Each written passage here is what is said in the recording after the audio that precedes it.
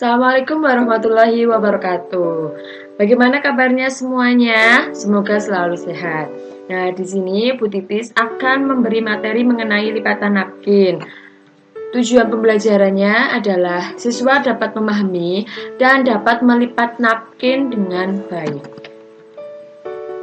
Sejarah napkin. Napkin biasa disebut dengan serbet, berasal dari kata serviette dari bahasa Inggris. Nah, serviette ini dulunya biasa digunakan di daerah Inggris, Irlandia, Amerika Utara, Australia, Selandia Baru, dan Afrika Selatan. Di Australia dan Selandia Baru sendiri, serviette berarti kertas bersih atau tisu. Jadi serviette ini terbuat dari tisu, bukan terbuat dari kain. Nah, sedangkan yang kita tahu serbet itu kan terbuat dari kain ya. Kemudian kalau dalam bahasa Prancis, napkin itu berasal dari kata nap yang artinya untuk meja, dan ditambah kata kin yang artinya ukuran kecil. Jadi nap itu untuk meja, kin itu ukurannya kecil. Jadi napkin itu dalam bahasa Inggris tengah itu artinya serbet. Nah, napkin muncul pertama kali di Amerika pada tahun 1980. Timeline sejarah napkin.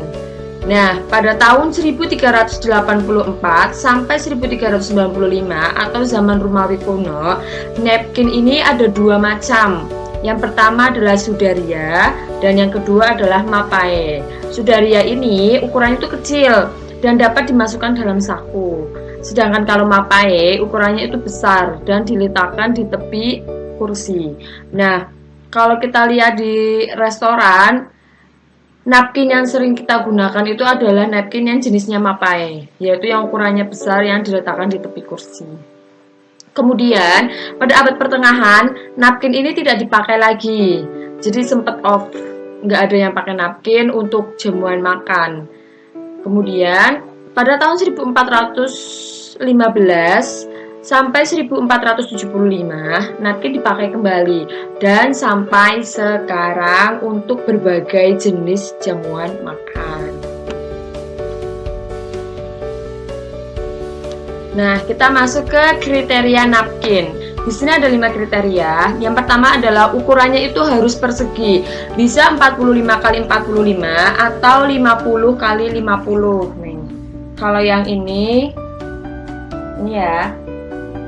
Ini ukurannya 50 x 50. Kemudian diberi kanji agar kaku. Apa itu kanji? Kanji adalah tepung tapioka. Jadi waktu nyuci itu tuh diberi larutan tepung kanji biar kaku. Biar kalau nanti itu dilipat, dibentuk itu bisa membentuk, bisa tegak. Enggak kapleh-kapleh. Kemudian harus disetrika licin. Ya, tujuannya adalah agar tidak kusut. Kalau ini kan kusut nih, ini karena belum disetrika. Kemudian bahannya tuh harus katun dan damas. Kenapa harus katun? Karena bahan katun ini adalah bahan yang lembut apabila bersentuhan dengan kulit. Kan nantinya ini napkin buat bersihin kotoran di sekitar mulut nih. Jadinya kan bersentuhan dengan kulit kan. Jadinya napkin itu bahannya tuh harus yang lembut, yaitu menggunakan kain katun. Kemudian warna sama dengan tablecloth. Nah, kalau tablecloth-nya warnanya putih, alangkah baiknya kalau napkinnya itu warnanya juga putih gitu. Kalau warna tablecloth-nya merah, ya berarti napkinnya merah. Yang penting senada dan matching. Kemudian jenis napkin. Nah, di sini ada 3, yaitu guest napkin, service napkin, dan cocktail napkin. Guest napkin yaitu napkin yang digunakan untuk tamu. Nah, gunanya adalah untuk membersihkan mulut setelah dan saat makan, kemudian melindungi pakaian. Biasanya itu diletakkan di atas paha buat nutupin pakaian agar waktu makanan jatuh gitu, waktu makan itu pakaian kita tetap bersih. Atau bisa juga diselipkan di sini. itu juga bisa. Tapi kalau di sini tuh kayak bayi ya. Kemudian service napkin. Nah, service napkin ini digunakan oleh pramusaji sebagai alat bantu dalam menyajikan hidangan panas dan wine. Nah, biasanya napkin tuh ditaruh di lengan bagian kiri. Ini kalau pramusaji. Nah, kemudian ada cocktail napkin, ukurannya kecil dan biasanya untuk standing party. Nah, cocktail napkin ini biasanya menggunakan tadi napkin jenis Sudaria. Kan ukurannya kecil. Kemudian fungsi napkin ada 4, yaitu sebagai menghias meja makan, melindungi pangkuan pada saat makan, membersihkan mulut, dan sebagai bahasa isyarat. Nah, bahasa isyarat ini nih, kalau misalnya kalian mau izin ke toilet pada saat jamuan makan, di tengah-tengah jamuan makan, napkin ini diletakkan di sandaran kursi. Sandaran kursi ditaruh aja, itu artinya kalian itu sedang izin ke belakang, nanti kalian mau balik lagi. Tapi kalau misalnya sudah selesai makan, yaudah napkinnya dilipat, bebas melipatnya, dilipat, terus kemudian diletakkan di sebelah kanan meja.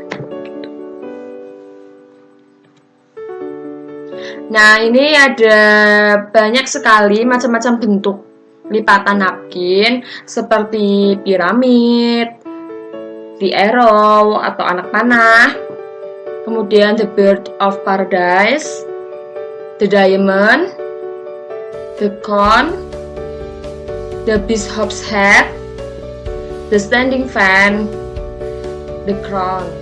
Oke, untuk video selanjutnya nanti secara terpisah saya akan memberikan bagaimana sih cara melipat napkin. Cukup sekian materi pada kali ini. Saya yakin sekali bahwa apa yang saya sampaikan dapat dimengerti oleh kalian apabila kalian menontonnya dengan seksama.